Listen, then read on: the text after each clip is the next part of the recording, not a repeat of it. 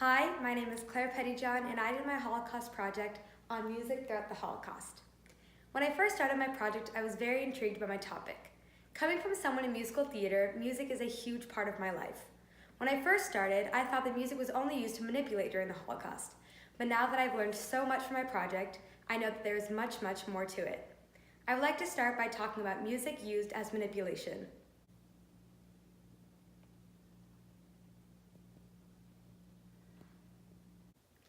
Immediately after Adolf Hitler rose to power in 1933, he and his Nazi party initiated an agenda to rid Germany of the Jewish influences that they blamed for the country's downfall. This affected musicians, composers, conductors, and singers. They attempted to remove undesirables from the German world. They blamed the Jews for their declining culture. The Nazis then established the Reich Chamber of Music with the intention of cleansing German culture of any Jewish artist and making sure only good German music was ever performed. So-called degenerate music, such as jazz, was strictly forbidden. To earn by performing, a person had to be a member of the Chamber of Music. A Jew could not be a member, so most Jewish artists were then out of work. By contrast, the Cultural League of German Jews was also founded in 1933, and it hoped to employ the artists that were now out of work. They wanted to maintain a presence for Jewish culture in Germany. Initially, the Nazis agreed to support this as another way to segregate the Jews and to control what they were doing. They also used the Jewish Cultural League as a propaganda tool to show that they still respected the Jewish culture. In 1935, the name was changed to the Jewish Cultural League.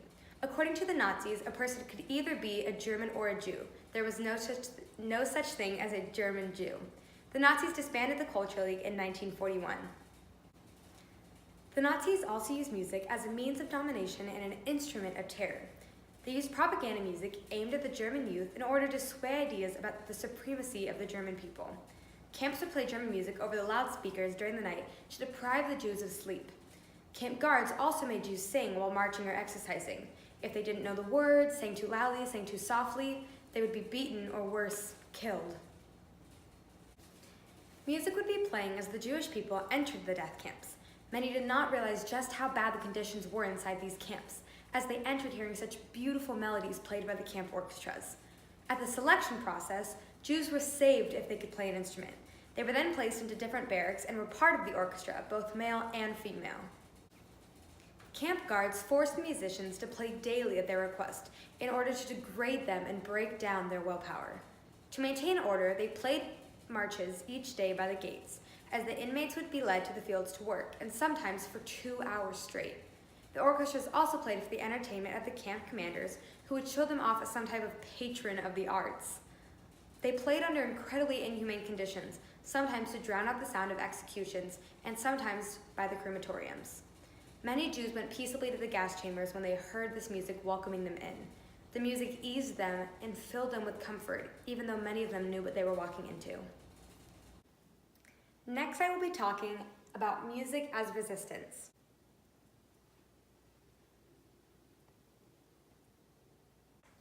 In the death camps, when Jews listened to music, they were no longer weak and humiliated. They became dignified, stronger, and united as a whole.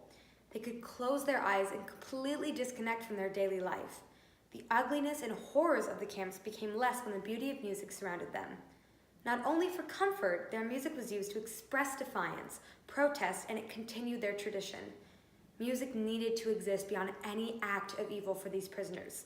Even the horrors of the Holocaust led to inspiration and creation of music that we know to this day. This is a quote by violinist Henry Meyer. "For those who played, it was something very special. After all, nothing else was available. We were born to perform, and when we did that, we really lived." Performing gave the artist and the audience a sense of normalcy. People that are robbed of freedom long to be creative. That was something the Nazis could not control the Jews. Another quote is by Gunther Goldschmidt. He said, "This is why I practice. This is why I perform. This is what I'm meant to do, and for as long as I can, I must continue to make beautiful music. In an ugly time, the best protest is beauty." The Terezin concentration camp held many prisoners who were musicians. The Nazis wanted them to continue performing, but it was very deceptive. They wanted other countries to believe they were treating these Jews in a good way. When the Red Cross came to visit the camp on June 23, 1944, the Nazis asked the orchestra conductor, Raphael Schachter, to give a concert. Schachter recruited 150 prisoners and taught them Verdi's Requiem, which was defiant because it's actually a Catholic funeral mass. He had one script and a broken piano. They sang in Latin, and the Jews were unsure if the Nazis could understand them. The text of the Requiem allowed them to sing to the Nazis what they could not say to them. The Requiem speaks about God's final day of judgment, and the Jews could sing to the Nazis about God condemning them for their horrible actions. Schachter gave the Jews the choice to leave because it was a very dangerous act for them to sing these words in front of the Nazis. Not one single person left. They responded to the worst of mankind with the best of mankind. In Requiem, the Jews sang, "Just judge of punishment, give me the gift of redemption before the day of reckoning. When the damned are silenced and given to the fierce flames, call me with the blessed ones." Another example of music used as resistance and song is the peat bog soldiers. Prisoners in a forced labor camp first wrote this song to create a feeling of unity and hope. They were not allowed to sing any political songs, so they composed this with a political message hidden underneath. It had a slow melody to match the slow march of the prisoners.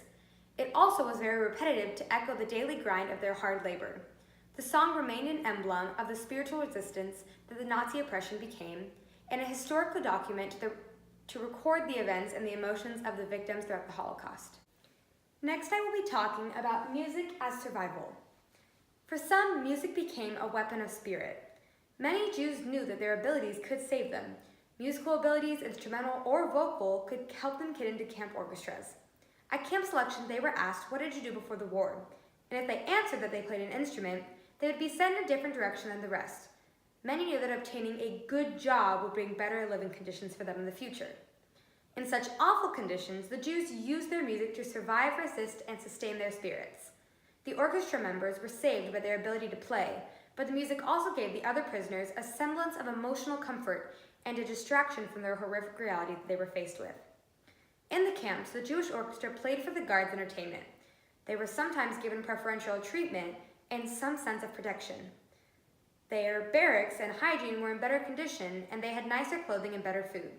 They also were given less work or assigned to kitchen help, which really gave them a lot of hope that they could live just one day longer. Going on with the topic of survival, I will now talk about a woman named Alma Rosé. Before the war, Alma was a renowned concert violinist. However, in 1943, she became the conductor of the women's orchestra in the concentration camp Birkenau. Although she was not close to any of these women, she was able to save many and implored the guards to provide better living conditions for the orchestra members. She requested wooden floors in the barracks and heating stoves in order to protect the instruments. She asked for the guards to take roll call inside to protect the orchestra members from frostbite so that they could continue to play. She was able to win privileges for the orchestra members while maintaining her dignity. Alma worked tirelessly to create new works in addition to mastering classics. Seeing how professional she was, the guards kept bringing her new requests. They had the band give concerts on Sundays for the enjoyment of the guards and the prisoners.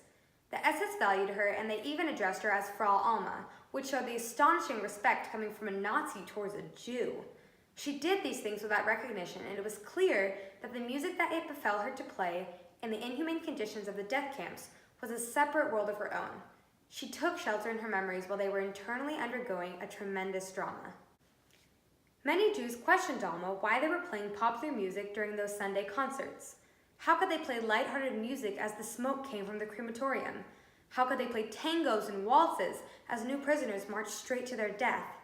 Alma Rosé always reminded them that the orchestra means life. When Alma Rosé died in 1944 from a sudden illness, the SS approved a solemn celebration in her memory. This may be one of the only times that the SS honored a dead Jewish prisoner.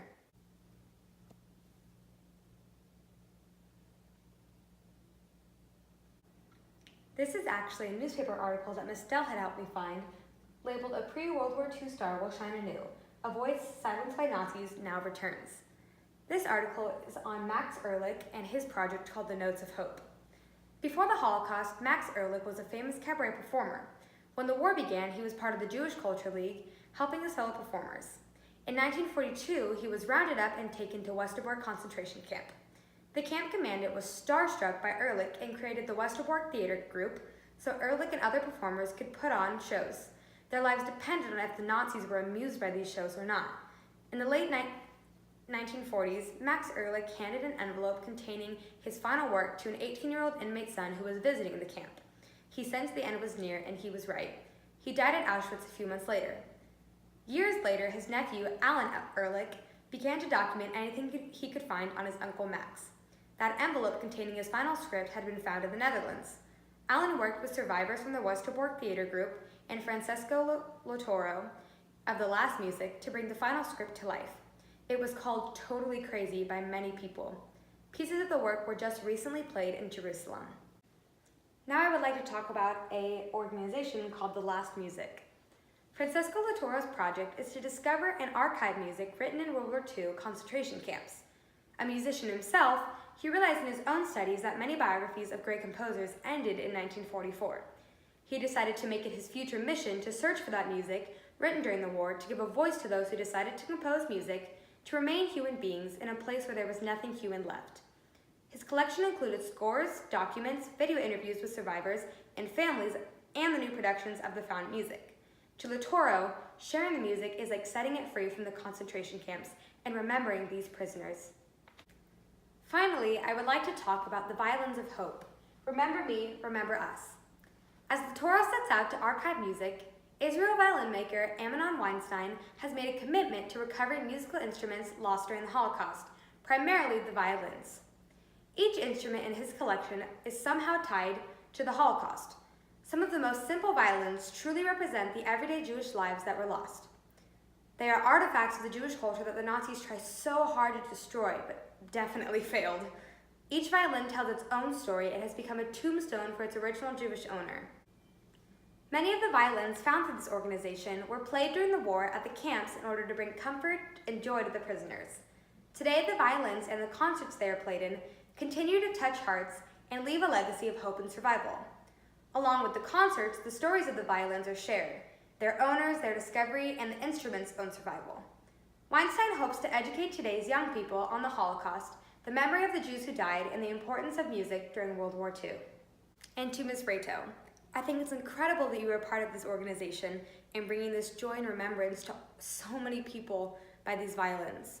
Hearing you talk to us at that museum gave me so much hope inside and gave me so much inspiration to make this project. I've learned so much and I couldn't thank you more for any of it. Thank you for listening to me talk about it, and I really hope you enjoyed.